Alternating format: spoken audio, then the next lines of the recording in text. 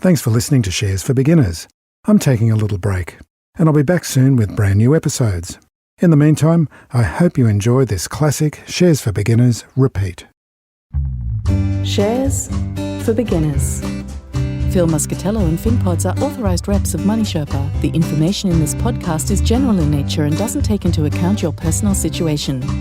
What do you need when you're coming into retirement? It really depends who you are, what you have, and where you want to go. And it's a very different discussion for every individual.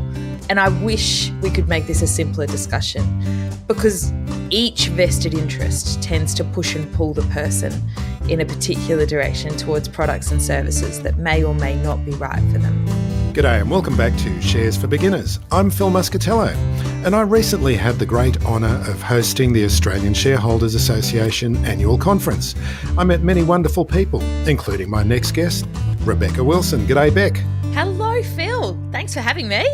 Oh, thanks for coming on. It's great to see you from sunny Brisbane, where I believe the temperature is really a lot warmer than here in Sydney. Quite probably. Yeah. Now, Beck Wilson is the author of the best-selling book, How to Have an Epic Retirement. She's the host of the Primetime podcast and a weekly columnist for the Sydney Morning Herald and the Age Money section. And we're going to be talking about having an epic retirement, which hurtles very fast towards a lot of people, doesn't it, Beck? It does. It's really exciting, and not one that we've talked about in so much positivity before, I don't think. So what happens when you're down tools for the last time? What are the sort of things that listeners should be aware of emotionally, spiritually, and financially? Well, look, I talk at length, and I know we're going to talk about it today, about there being the 6 pillars of an epic retirement, that there's a whole well-rounded way of looking at your retirement years. But more important than that, I'll start with how it feels before you get there. The anticipation leading up to retirement for many people is huge, right? The only time of life I can relate it back to, and I haven't retired yet, but I've met an awful lot of retirees, and they say it's almost the same as the period before they had their first child. The feeling of going into a whole new phase of life where everything's going to be different, it's all going to be unknown, the money's going to work differently, the time's going to work differently, the things you do are going to work differently, and you don't know what you don't know. And so if you're good at it, you look at it through rose-colored glasses, right? You go, oh, it's going to be awesome. It's going to be epic, right? It's going to be amazing. But we all know on the other side of having our first child that the baby screams, it doesn't feed right, it doesn't sleep right, you don't sleep. There's all these periods of change where we have to get used to it. And so I've sort of want people to understand that about retirement. I want people to sit back and go, hey, there's a whole lot of things that if you learn them before you get there, you can kind of know what's coming at you when you get into the phases of retirement. It does feel, for some people, beforehand very exciting, but then afterwards, like this great big hole has opened up in their lives. And there's ways to prevent that hole really permeating your soul by preparing a bit earlier. So what sort of age should people start thinking about it? I mean, you've got to think about it financially, obviously, as well, but in terms of the emotional headspace that you've got to develop for yourself. Look, I'm writing my second book at the moment, and it's called Primetime, and the podcast that I make is called Primetime, not Epic Retirement, for a very important reason. I think that retirement as a concept is changing. I think we're starting to want to live a more flexible life from earlier, but we have to be able to find financial certainty to be able to live that. And it doesn't necessarily mean we'll stop doing what we love doing when we give up the formal need to work, right? And that's something I would like everybody to feel quite flexible about, the concept of retiring, because when you look up the definition of retirement, it means to grow old and leave your job. And that's not the definition of retirement I want people to start to think about in their futures. I personally put the line at about 48 for where we should start preparing, or when your kids get their P plates, because you really can't see yourself in the mirror until your kids can drive themselves around. I don't think it sounds awfully... If they get their license. A lot of them don't get their licenses these days. Queensland, we get them early. But I think importantly, when kids become independent, parents become independent again. And that allows you to build a portfolio of things you do again, because in those middle years of life, your portfolio quite often becomes about what the kids are doing. and what you need to do to be a part of their communities and your communities, and the active phase of just juggling work, kids, family, and obligations. But then you build this new portfolio of activities that you like to do, some of which will be work. All of it could be work at the first phases. But then it allows you that flexibility to lean into things you like doing, do more things for enjoyment, and start to move towards retirement as a choice. Because at the moment, the statistics say only 31% of people actually choose to retire, according to the Retirement Intentions Survey by the ABS. So we've got a job to do to try and help people think more consciously about what they want a modern retirement to look like. And I'll tell you why in a minute when we talk about those pillars. What does that mean? Only 31% actually retire? By choice. Oh, so okay, by choice. Yeah, by choice. So those only the rest are retiring because 8% of women end up caring for a partner or family member, 4% of men. So they'll leave suddenly because somebody needs care, and they'll actually think they might be going back to the workforce, and then they don't. Some of them, they just go, oh, well, it happened, I retired. And others got retrenched and just decided to never go back, or couldn't find because of ageism and other challenges in the workplace. There's so many other reasons that, in fact, the only statistical number that's actually really quite significant is that 31%. No, I threw a question at you at the conference. We were just having a chat and we didn't have a chance to talk about it. But I was talking to a financial advisor recently and I said to him, what happens, most people when they retire, do they go get a financial advisor, or what do they usually do? And he said, well, generally they just talk to their superannuation fund and the fund puts them into an income stream. And sometimes it's not the best option. But you had some thoughts about that it was a lot more complex than that little picture that I was painting. Look, yeah, I think financial advice is a very mixed up and confusing world for the consumer at the moment. And I really hope the government not only gets the legislation right, but also educates people, because we have a really big problem that if we leave it to everybody with a vested interest, the consumer's never going to know what's right for them, right? So we've got 70% of people in Australia today in a profit for member fund or thereabouts, from what I understand. About 25% are in retail funds and private client advice. And then we would have a portion of those profit for member funds, people would be getting independent advice as well, right? So maybe 40-ish%, I'd say, of people over 50 in Australia are getting financial advice from my statistics. People across the spectrum in Australia are definitely not getting it at that rate because there's not enough advisors. But what do you need when you're coming into retirement? It really depends who you are, what you have, and where you want to go. And it's a very different discussion for every individual.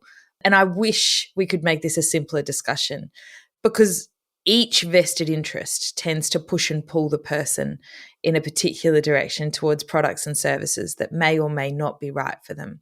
What the consumer needs to understand is how complex their situation is. Do they plan to come through retirement with a simple investment in an industry fund in the retirement phase and their family home, and maybe a sprinkling of small investments outside in term deposits and things like that? Well, then they're probably okay to go to their super fund and get some decent quality advice about how their fund is invested. But they also have to, if they're going to do that, learn how to identify whether they're with a good fund that's performing well for them in retirement, because their fund isn't going to tell them if they're not the best fund. They don't have an obligation to do that. But most funds in Australia are performing adequately well on returns and fees at the moment. Most people need to understand what's right for them. And in order to do that, they need to consider whether they're going to have a simple investment in an industry fund or something to that effect, that they want to move from accumulation into the retirement phase. And then they want to rebalance those investments to be appropriate for their risk tolerance in the next phase of life.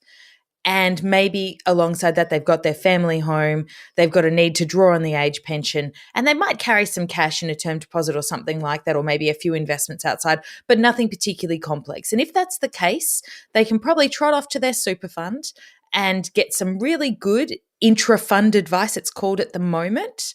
They can only advise technically on what's in the fund and on how to get the age pension. They're very good on how to get the age pension and how to balance everything and how to make your income appropriately sort of balanced out for you.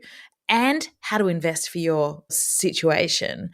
But what they can't do is look at your investments outside or bring two people in a couple together and look at the whole picture and say, right, let's rebalance the whole thing as a household. And that's quite important because as we move into retirement, we do consider things as a household. Money starts to become combined. It's not individual anymore for the first time in most people's lives. But on the other side, a financial advisor will often approach or meet somebody for the first time in the lead up to retirement.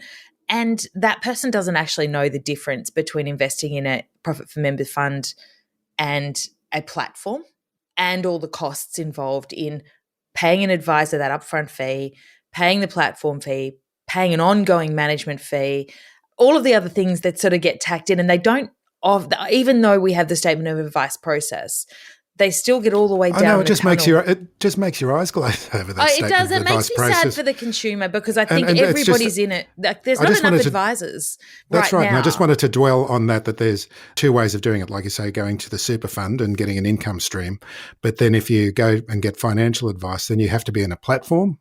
I just wanted to, really strongly make these points. You have to be in a platform where your investments are.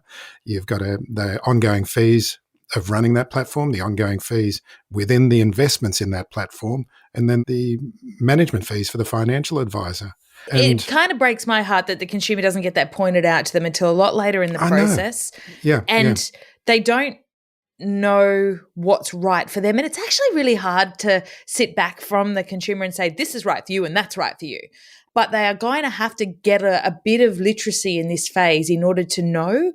Because bless, one of my best friends sat down with me the other day and she heard me talking about ETFs and equities and returns, and she said, oh, maybe I should move my portfolio over to an advisor and a platform.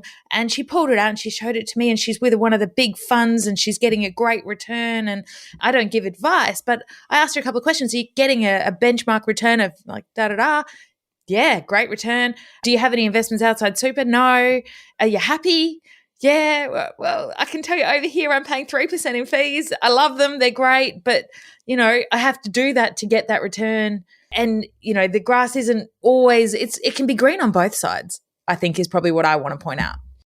Are you confused about how to invest? Life Sherpa can ease the burden of having to decide for yourself. Head to lifesherpa.com.au to find out more. Life Sherpa, Australia's most affordable online financial advice.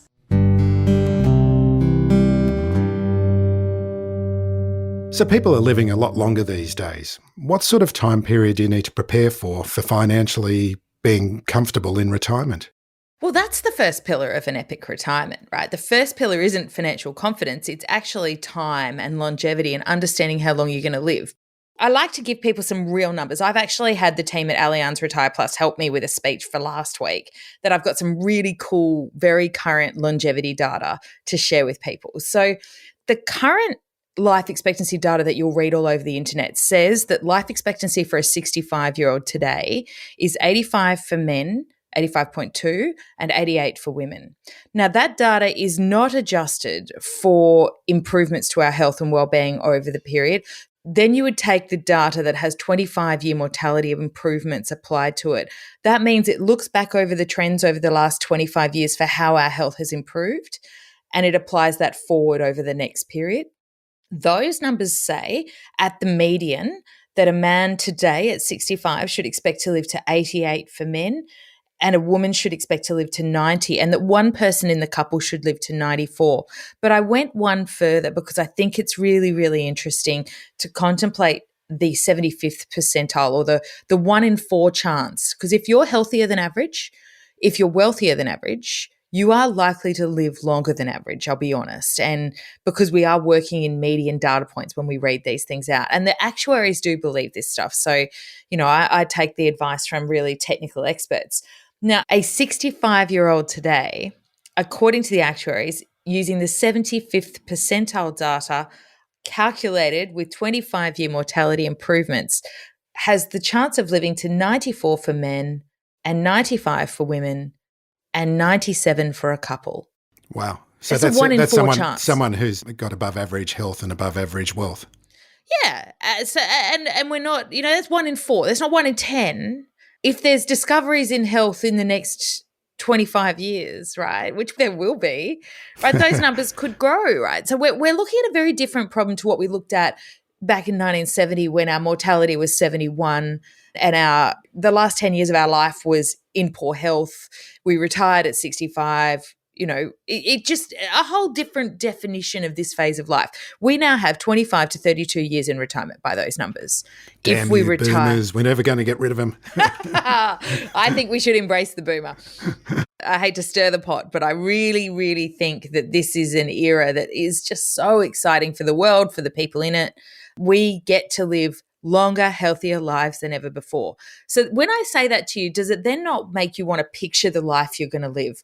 Okay, what do I want to do in my healthy years? Let's say, and the health span data out of the intergenerational report tells you 10 to 11% of your life is spent in poor health. That hasn't changed in 50 years, that 10 or 11%.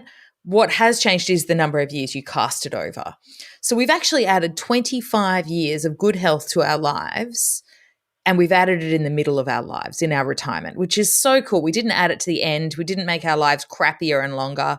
We actually have so many wonderful health discoveries that we then have to get on and make our lives epic, right? This is why epic retirement, to be honest. So that leads you to the conversation about, okay, if you're going to live that long, you need to talk about the second pillar of an epic retirement, which is your financial confidence. It's not just money. You need to be confident in how you're going to use your money over the whole span of your lives and how that money will work. You need to understand it like you understood money in the first phase of your life or the second phase of your life when you bought a house and you paid down your mortgage. Well, this is a whole nother phase. The gears of money are different. And I don't believe people can operate well illiterate in this area of life. Or I feel sad for the people who feel like they need to bury their heads in the sand, because even if you only have a little bit of money, the systems of retirement are there to help. They're phenomenal systems in this stage of life that are designed to help people with low super balances to get possibly more than some of the self-funded retirees in income per year if they use the systems right. Wow, how does that work? Oh, mate. What's an example? Well, there's a really cool point that anybody with an average super balance of, let's say a couple's average super balance in this country would be somewhere around about $400,000. I think the average super balance coming into retirement at the moment is somewhere around 200K, except for women who are obviously lower on that spectrum. But when you look at the way the age pension combines with superannuation balance of about 451,000, I think is what they call the sweet spot. That is where you achieve the maximum income from the age pension. And if you're taking the minimum drawdown from your super fund every year through the retirement phase, that amount combines to maximize your yield or income from those assets, or those two different income sources. And somebody with an income coming from pure super needs about 1 to 1.2 million to match that amount of money you'd be getting from the combination of $451,000 in super as a couple. Wow. It's amazing to consider the way the systems can help people. And I don't think we should be angry or sad. I can understand that the person with $1.2 million who's self-funding without the support of the systems can feel quite frustrated, and I know that they do. And they go and sell all their assets just to get the pension. But we don't want anyone to live in poverty either, right?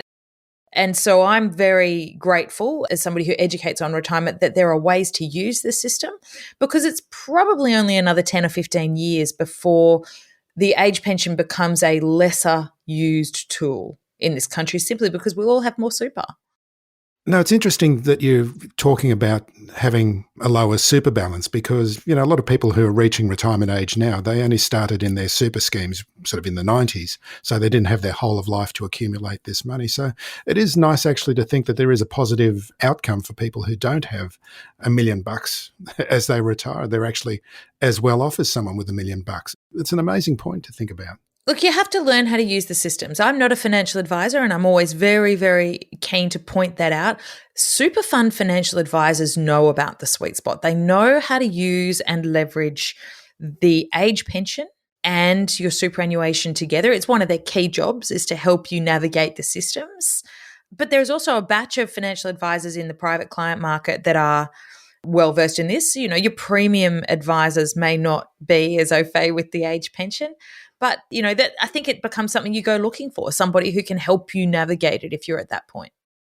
Okay, so let's have a look at some of the positivities of retiring and having a healthy retirement. Do people in your experience do enough to enhance their health in retirement? Well, look, you can't have an epic retirement without your health. And I think that's a very, very important thing to think about. When you heading towards retirement, if your body is and your mind are not in the right shape, then you're not going to have the right attitude to getting the most out of life, right? And you're going to look at life differently. But the science of modern aging is telling us that it's not too late, that we can turn around our physicality. We can make our health a significant priority. And if you're going to plan for a long life and you're going to have your money sorted out to stretch across your life, well, personally, I think an hour in the gym or on the walking out there walking every day is not a poor investment, right? So looking after our health becomes a really important priority. There's a couple of things I like people to think about doing. 150 minutes of cardiovascular exercise per week is really the WHO guideline. 2 muscle mass sessions is, which I don't believe people do enough of. Muscle mass exercise. That's weights, isn't it? Weight. In the gym, yeah. Weight. I'm a big believer in that. I love going to the gym. I've gone there all my life. It's an amazing thing, right? It is. I haven't turned into a muscle Mary, obviously, but it's... muscle mass is the key, I think, to a lot of the science of modern aging and good health. We see that, people focus a lot on weight in the first half of life, and weight is important. But what's more important in this phase of your life is the fat around your belly and the visceral fat you're carrying. And you're better off working on your body constitution. What is it made of? Is it made of muscle mass or is it made of fat? Can we move the needle on the muscle mass? Because that moves the needle on the metabolics. It moves the needle on the insulin management. It moves the needle on heart health. There's just so much to be gained. And the other thing everybody over 60 should know is about balance exercise, because the WHO really does point out that they need 3 balance exercises a week to stem the risk of falls, which, even though you think you're young, fit and healthy, becomes one of the more significant risks as you get older. Yeah, especially if you're cycling or doing something exciting like that as well. You're going to have falls in those, and you want to be in good condition for those. In her early 70s now, and it's amazing how once you start falling, if your ankle strength is not where it could be, those falls can be quite debilitating over Disastrous, time. Once you head down that path, you lose your confidence, you lose your mobility, and all of it goes together, and you don't want to lose any one of those things is the thing. You all think you're young and invincible at 65, and you are, as long as you look after your health. So it's not as simple as achieving happiness and fulfillment like in those retirement brochures. And they've always got those older people running down the beach in white linen. Yeah, white linen pants, I was going to say, exactly. It signifies happiness and fulfillment, those white linen pants, don't they? Oh, they do. Don't you all want to have to iron white linen pants every morning of your retirement? I mean, oh, God, and I can't think of anything worse. Clean them as well. Yeah, no. I'm in denim every day. But let's talk about happiness and fulfillment, because they're 2 different things. There's happiness and there's fulfillment. And I think we need to break them up and make people understand that they have to go looking for each. Happiness is found in 2 different ways. There's hedonic happiness, the type of happiness that comes from hedonism. And that type of happiness is looking for small joys, little joys. It's in the moment. It's very much chasing out little moments of delight. I started a rose garden in COVID. I was running a travel company and I couldn't get moments of delight at work because it was pretty traumatizing. So I went and looked for ways to have hedonism. I was writing this book at the time, and I felt it was very important to learn more about myself and where I felt joy, and to find ways to include it. Could be taking your grandchild for ice cream. It could be just sitting with them and listening to the babble and interacting with the babble and not looking at your phone and not thinking about what's coming next in the day and not worrying about the traffic home, just being in that moment, right? And setting your life up to have more of those little joys. That gets you a short-term hit. It doesn't work long-term. So we then need to talk about how you find fulfillment. Fulfillment is something we have to go looking for, and it comes from 2 different things that are both together called eudaimonic happiness. Eudaimonic happiness is something that's been studied by happiness experts over the last 20 years. It's all quite new science, but it is science, right? And they are pointing to 2 things: using your skills and the natural capabilities that make you feel purposeful And for many people, this is why they do my course, is to really dig into both the finances and to really dig into what drives their sense of purpose. And then there is the higher sense of meaning. So finding things that matter that aren't just yourself, moving yourself beyond the selfish, to say what really means something to me in the world. Is it, nature? Is it, standing up for a cause? Is it being part of a charitable group? It doesn't matter what it is, so long as you believe in it. And then you get out of bed every day to be purposeful in those activities, and it makes you feel like you're part of something bigger than you. And then really going and scouring. I have a process I teach people for scouring through themselves first for what those things are, and then to go and look in the outside world for how to fill up their lives with purposeful activity. The combination of which of these two things are actually really important, that hedonic happiness and the eudaimonic happiness. Are women better than men at this process?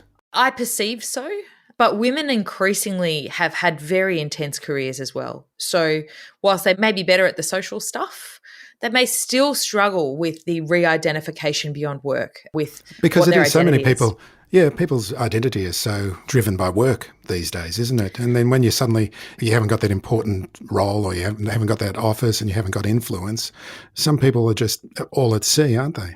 Yeah, and I think the older generations, the Gen X and the Boomer, are actually quite unique. The younger generations like to do 3 different things. They have little portfolio lives going on. They need to have them to pay their mortgages, to be honest. They juggle a few different jobs. If one drops away, they lean into another. But Gen X and Boomers have been, I guess, built in an era of loyalty with long-term commitments.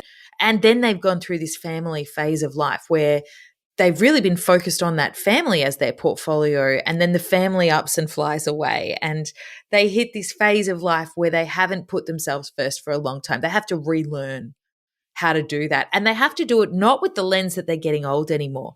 Previously, we hit this stage of life, and it was just before the stage of life we got old. So we didn't need to rebuild ourselves. We just anchored into our families. Now, you got to rebuild. You got to go and find the stuff that's going to give you 30 years of joy. What about travel then? Is that part of the joyful experience? Well, I think a lot of people want to travel. When I speak in libraries and events, I ask people, how many of you want to travel? And every hand in the room shoots up. When I ask them how many want to manage their finances, there isn't as many hands. So I think, having run a travel company for over 6 years, the things people want to do in this phase start out quite adventurous, and people need to learn how the systems of travel work. Again, I'm all about the systems. If you learn how the systems work for you, you can make more holidays a year for less money if that's your priority. Not everybody wants cheap holidays. Plenty of people just want to stay on a 6-star wheel of beautiful holidays as well. And you can then also identify the holidays you want to do while you're fit, healthy, and fulfilled.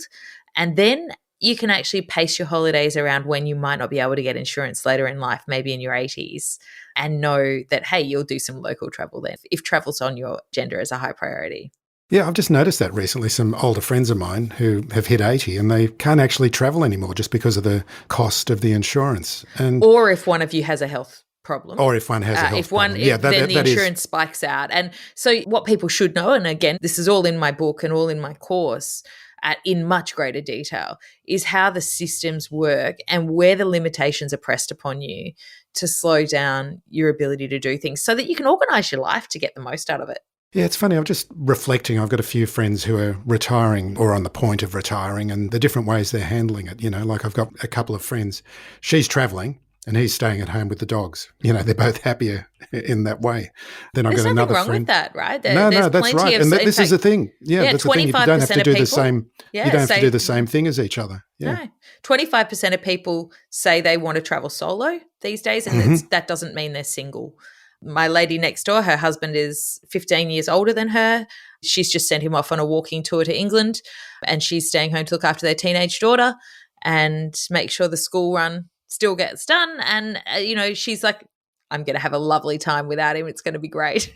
He's going to have a lovely time without me. My dad and my stepmom, they travel. My dad likes to hike and trek up and down stairs. My stepmom doesn't. So she finds nice hotels that will drive her from A to B, and she'll meet him at the next point.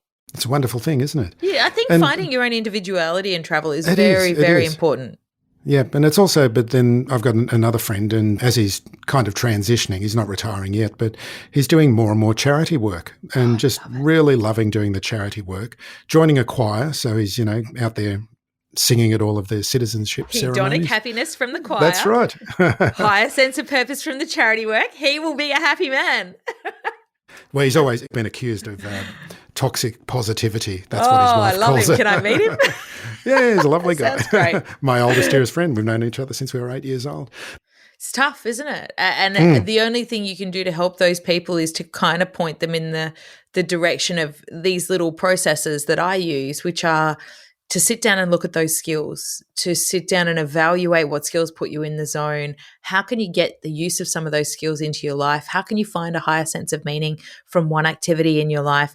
Even to look at your number of, and I teach about a concept called epic pursuits, which is kind of like hobbies on steroids. If you're not investing in yourself to learn new things, I think, you're wasting a little bit of your opportunity to be passionate.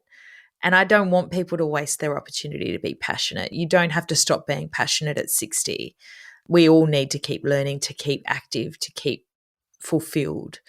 So what are you going to learn about? It could be model trains like Spencer Howson, who I interview on my podcast, and Grubby down in Melbourne, 2 radio presenters that come on and chat regularly. It could be, as your friend is investing in, going on choir shows around the country, right? It could be, finding things that you can keep investing in the passion of, rather than just turning up to. I'm a little bit of, it's not an epic pursuit unless you're investing in your skills and knowledge.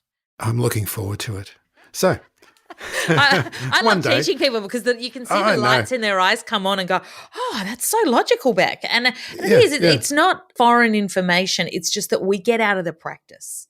Right. And if we fall into this sort of hierarchical society, which we climb up for so long and we don't step off the path. And it's very uncomfortable to step off the path in the working years, right? If we're pushed out of the workforce or we jump into a different lane, it can feel very, very uncomfortable for people. This is when you step out, but I want people to be prepared. I want them to know what to expect in the feelings. There's a whole transition process that you can expect a series of feelings to come through your life. And you can sort of almost meter where you are on the journey by monitoring where those feelings are. And you can always work. Well, and you can always go back. That's what no one tells you. There is a cohort of people who just keep working, and who enjoy their work. I mean, I'm getting a bit. Like I said, I've got friends who are retiring, and I'm busier now than I've ever been in my working life and enjoying it. Right. I mean, I personally, we did a survey recently, again with Allianz Retire Plus, of our members that I've been talking about in the industry around the country. And the data said that 40% of people, 38% of people want to go back to work after they retire, but they don't have any plans to yet. And another 40% of people want to go back to work after they retire, and they do have plans, right? So the concept of retirement is just a technical line in access to the superannuation fund now. And then it's another language we speak at the end when we stop doing everything and we move into probably. It's not a hard cutoff, is it? You can just say I'm retired, and then you go back to work. I'm deleting the language retirement slowly, really slowly from what I do. I'm calling it our prime time. And this is our best years. Learn how to use your money, learn how to use your life, learn how to do the things you want to do, and learn how the systems help you to make choice in your life. Because if you don't learn, you can't ever really stop until you become fully able to become passive, and maybe you could hybrid.